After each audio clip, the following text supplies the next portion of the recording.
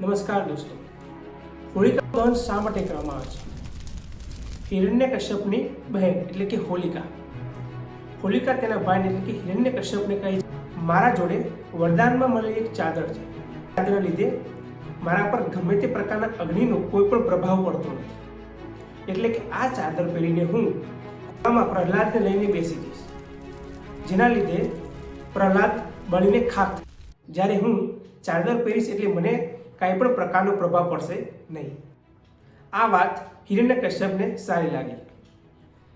હિરણ્યકશ્યપ તેના સૈનિકોને બોલાવે છે અને સૈનિકોને કહે છે કે પ્રચંડ અગ્નિ પ્રગટાવો. આ પ્રચંડ અગ્નિમાં હિરણ્યકશ્યપની બહેન એટલે કે હોલિકા તેને ખોળામાં બેસીને પ્રચંડ અગ્નિમાં બેસી જાય છે. તો જુઓ, જ્યારે હોલિકાએ પહેરેલી ચાદર એ લસકીને પ્રહલાદ પર જતી રહે છે, જેના લીધે અગ્નિના પ્રભાવથી બચી જાય છે. જ્યારે હોલિકા એ અગ્નિમાં દહન થઈ જાય છે. હરિ અનંત, હરિ કથા અનંત. ભારતની સંસ્કૃતિમાં અને એની કથાઓમાં એવા સુંદર જીવન મૂલ્યો છુપ્યા છે, જેમના હોવાથી મનુષ્યના માર્ગ સરળ થઈ જાય છે. આજની કહાની મનુષ્યના એવા પવિત્ર ભાવના ઉપર આધારિત છે, જેમને પ્રેમ કહેવામાં આવે છે.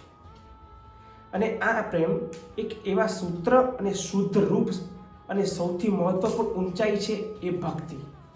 કથા છે અસુર કુલના જન્મ એક એવા બાળકની, જ્યાં ભક્તિની ભાવના પર, એમની શુદ્ધતા પર શ્રી હરિ ભગવાન વિષ્ણુ પણ મોહિત હતા. હિરણ્યકશ્યપ પ્રજાપતિ ભગવાન બ્રહ્માની આરાધના અને તપસ્યા વર્ષો સુધી કરી. વર્ષો તપ પછી બ્રહ્મા પ્રસન્ન થયા અને તેમને કહ્યું, વત્સ, હું તારી આ કઠોર તપસ્યાથી પ્રસન્ન છું. માગ, જે પણ કંઈ માગીશ હું આપવા તૈયાર છું. ત્યારે હિરણ્યકશ્યપ અમરતાનું વરદાન માગે છે. આ વાક્ય સાંભળીને બ્રહ્માજી પણ ચોંકી જાય છે. ભગવાન બ્રહ્માજી હિરણ્યકશ્યપના મનની ધ્રુતનાને સમજી ગયા અને કહ્યું, વત્સ, મેં ભલે સૃષ્ટિનું સર્જન કર્યું છે, પરંતુ હું મર્યાદાથી બંધાયેલો છું. એટલે હું કોઈને પણ અમરત્વનું એટલે કે અમરતાનું વરદાન આપી શકતો નથી. બ્રહ્માજીએ કહ્યું, એના બદલે તું ગમે તે માંગ, હું જરૂરથી આપીશ. ફરીથી હિરણ્યકશ્યપે ચાલાકી કરી. એને દુસ્સાહસ તો જુઓ, કોની સામે ચાલાકી કરી રહ્યો છે. હે ઈશ્વર, અમરતા તો છોડો, મને એવું વરદાન આપો કે હું ના ઘરની અંદર મરી શકું કે ના ઘરની બહાર. હું રાતે ના મરી શકું કે હું દિવસે ના મરી શકું. હું ના અસ્ત્રથી મરી શકું ના હું શસ્ત્રથી મરી શકું. હું ન નરથી મરી શકું કે હું ન પશુથી મરી શકું. હું ન ધરતી પર મરી શકું કે હું ન આકાશ પર મરી શકું. એટલે કે અમરતાનું બધું જ. બ્રહ્માજીએ મનમાં મુસ્કાન કરી અને કહ્યું, તથાસ્તુ. વરદાન પ્રાપ્ત કરીને અહંકારી હિરણ્યકશ્યપ દુર્બુદ્ધિનો ઉપયોગ કરવા માંડ્યો. તે પૃથ્વી પર અહંકાર અને દુષ્ચારો ભર્યા દુષ્કર્મો કરવા લાગ્યો. પ્રકૃતિની યોજના નિરાળી હોય છે.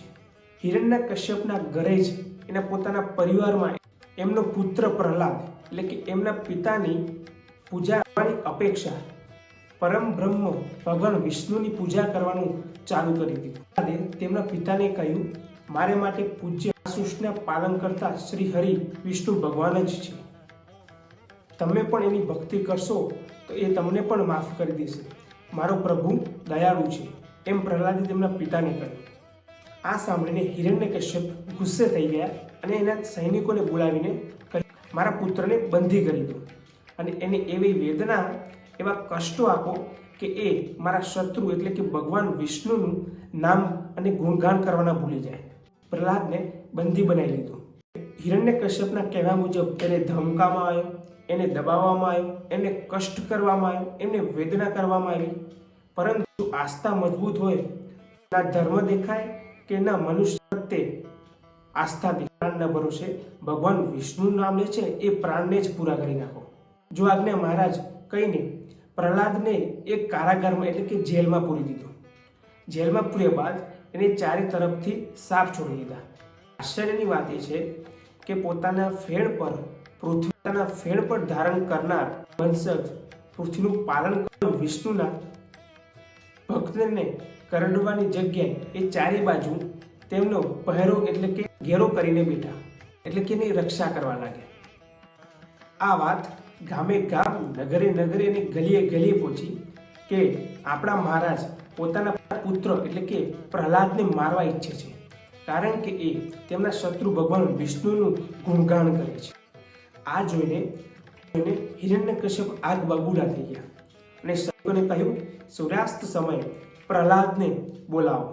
પ્રહલાદને લાવવામાં આવ્યો અને મહેલની ચોખટ પર જઈને પ્રહલાદને કહ્યું, ક્યાં છે તારો ભગવાન?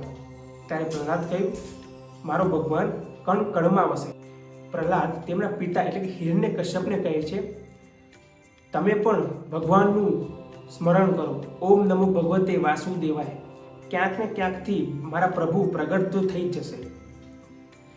હિરણ્યકશ્યપ જે થાંભલાને ટેકો રાખીને ઊભા હતા એ થાંભલાને મુક્કો મારીને પ્રહલાદને કહે છે, શું આ થાંભલામાં પણ તારો ભગવાન છે?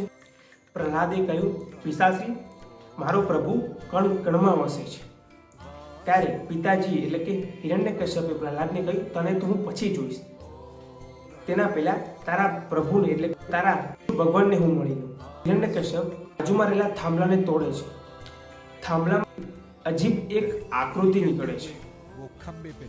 આ અજીબ આકૃતિ ભગવાન વિષ્ણુ નૃસિંહ અવતારમાં પ્રગટ્યા છે. ગઢનું નર તીક્ષ્ણ સિંહ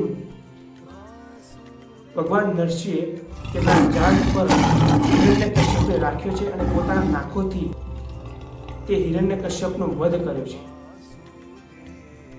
જે વરદાનને કારણે હિરણ્યકશ્યપ પૃથ્વી પરનું જીવન બરબાદ કર્યું છે, એ વરદાન મુજબ ભગવાન નરસિંહ ભગવાન હિરણ્યકશ્યપનો વધ કરે છે. વરદાન મુજબ હિરણ્ય રાતે મરી શકતો કે ન દિવસે મરી શકતો, એટલે કે સૂર્યાસ્ત સમયે ન રાત હતી ન પૂરો દિવસ. તે સમયે ભગવાન નરસિંહે હિરણ્યકશ્યપનો વધ કર્યો છે. ન ઘરમાં મરી શકતો હતો કે ન ઘરની બહાર, પરંતુ ભગવાન નરસિંહ ભગવાને ઘરની ચોખટ એટલે કે દરવાજાના ચોખટ પર હિરણ્યકશ્યપનો વધ કર્યો છે. ત્રીજી શરત પ્રમાણે હિરણ્યકશ્યપ શકતા હતા કે ન પશુ, પરંતુ નરસિંહ ભગવાન અડધા નર હતા અને અડધા પશુ. ન હિરણ્યકશ્યપને ન અસ્ત્ર હતો કે ન તેને શસ્ત્રથી વાઈ શકાતો, પરંતુ નરસિંહ ભગવાને તેને પોતાના નખોથી છૂંદ્યું એટલે કે તેનું વધ કર્યું છે. આ પ્રમાણે ભગવાન નરસિંહે હિરણ્યકશ્યપનો વધ કર્યો છે અને સૃષ્ટિ એટલે કે પૃથ્વીને અધર્મથી બચાવી છે.